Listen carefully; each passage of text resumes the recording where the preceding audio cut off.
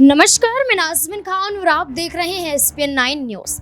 हरियाणा में विधानसभा चुनाव है और हरियाणा के रण में राजनीतिक पार्टियों के बयान हैं और बयानों के आधार पर कई कयास हैं। जहां एक तरफ कांग्रेस पार्टी से कुमारी सैलजा को लेकर सीएम पद की दावेदारी को लेकर कांग्रेस पार्टी पर कई बड़े आरोप भारतीय जनता पार्टी लगा रही है कि एक दलित चेहरे को कांग्रेस पार्टी कभी नहीं चाहेगी सीएम चेहरा बनाना, तो वहीं कांग्रेस पार्टी में जद्दोजहद जारी है। अब इस बीच में देखना होगा कि कांग्रेस पार्टी में आपसी सहमति बनती हुई नजर आएगी या फिर नहीं। जहां सीएम चेहरे को लेकर कांग्रेस पार्टी में असहमति दिखाई दे रही है, तो वहीं दूसरी तरफ हरियाणा के रण में इंडियन नेशनल लोक दल है जो बहुजन समाज पार्टी के साथ गठबंधन में है। तो वहीं कई ऐसे प्रत्याशी भी हैं जो निर्दलीय ताल ठोकते हुए दिखाई दे रहे हैं। वो भारतीय जनता पार्टी की मुश्किलों को बढ़ा रहे हैं और इस बीच में भारतीय जनता पार्टी की नहीं बल्कि परिवार का परिवार से मुकाबला भी देखने को मिल रहा है और यही मुकाबला कहीं ना कहीं दुश्मनी में भी तब्दील होता हुआ दिखाई दे रहा है।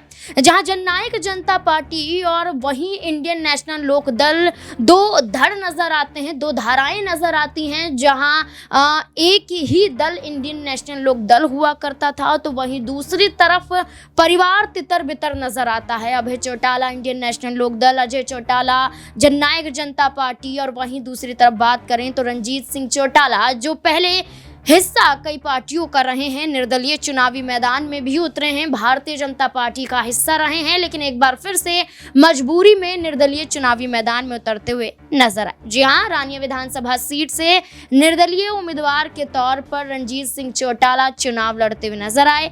रणजीत सिंह चौटाला रानिया विधानसभा सीट से निर्दलीय प्रत्याशी हैं, तो वहीं जजपा रणजीत सिंह चौटाला को समर्थन देते हुए किसी भी प्रत्याशी का ऐलान रानिया विधानसभा सीट पर नहीं करती हुई नजर आई। लेकिन इंडियन नेशनल लोक दल के गठबंधन की तरफ से उम्मीदवार अर्जुन चौटाला है। अर्जुन चौटाला अभय चौटाला के बेटे हैं, मैदान में है, मुकाबला है रणजीत सिंह चौटाला से। और रणजीत सिंह चौटाला से जब सवाल पूछा जाता है जीत का सीएम चेहरे को लेकर, तो इंडियन नेशनल लोक दल पर ही प्रहार करते हुए नजर आते हैं रणजीत सिंह चौटाला। जहां एक तरफ कांग्रेस पार्टी को कहते हैं कि शासन कांग्रेस पार्टी का हरियाणा में रहा है और कांग्रेस पार्टी जिन विधायकों संग दावा करती है, तो पिछले विधानसभा चुनाव में कांग्रेस पार्टी ने भी 30 विधानसभा सीटों पर जीत हासिल की थी और इस आधार पर अगर वो सरकार बनाने का दावा करती हैं तो मुमकिन हो सकता है। लेकिन इंडियन नेशनल लोक दल पर आरोप लगाते हुए